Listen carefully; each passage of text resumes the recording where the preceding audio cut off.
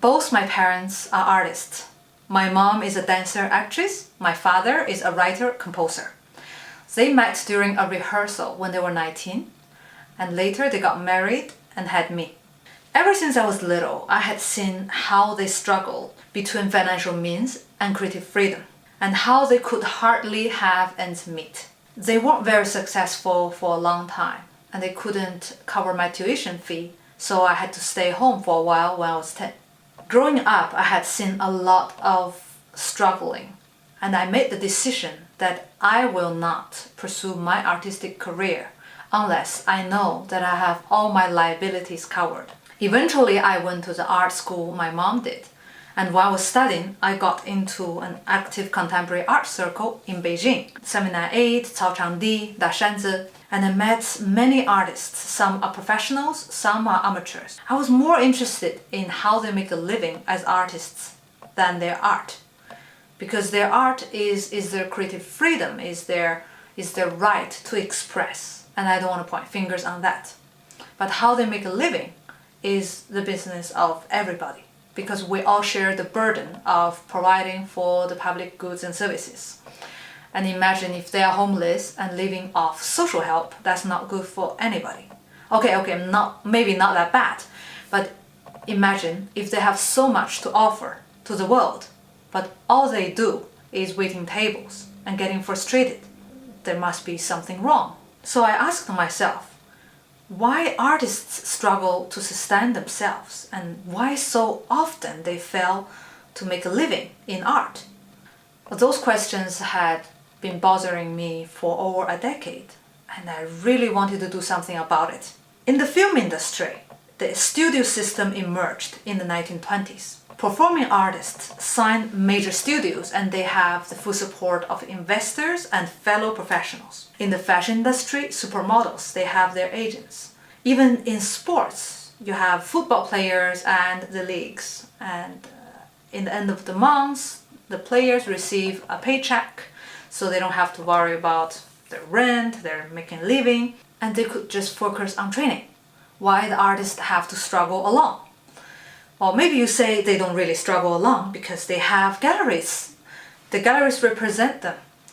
Well, this is only half true, because in the past, galleries and artists have more a close bond, maybe a lifelong bond. But nowadays, this is not the case anymore, because things have changed. With online marketplaces taking over, growing 15% year over year, the galleries are not willing to grow artists from the beginning, because the artist could work out on them at any time and go to the platforms like Art Finder and Saatchi Art, and instead the gallerists tend to choose mature artists who are already selling, so that they could invest as little time and money possible. It makes things more difficult, you see, for starting artists, for emerging artists, especially those self-taught who have no contacts and no entry tickets to the contemporary art world.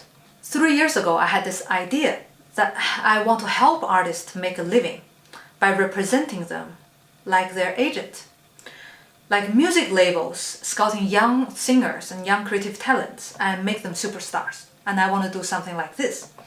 The idea is to sign an exclusive contract with those artists and market them, promote them, and take 10% of everything they earn.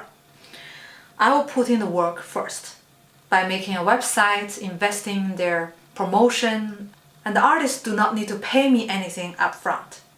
All they need to do is to paint so that I could make my commission over the sales.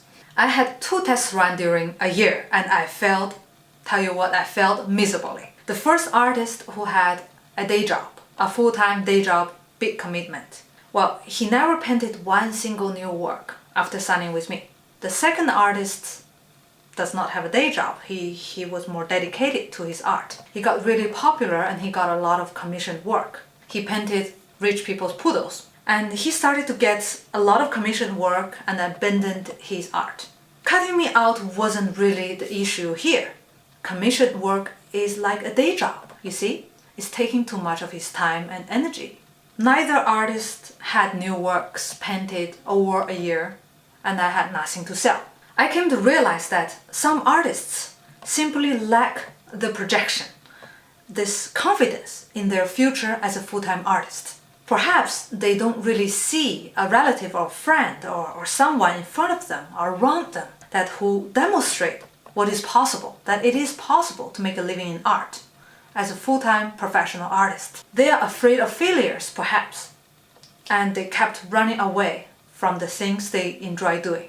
With all that frustration, I took a year off and did my MBA, so I could understand better the business aspect of the art business.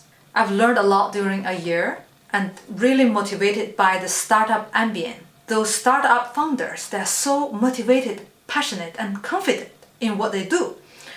And they tolerate failure better than anyone I've ever seen. So I changed my idea slightly, and instead of helping artists one by one, I would gather all like-minded artists and build a community. Similarly to the startup community, but start art community, if I may say. Even with the support of a community, it is not easy. Some people say 80% of startup companies won't get through the first year, and 90% would eventually fail.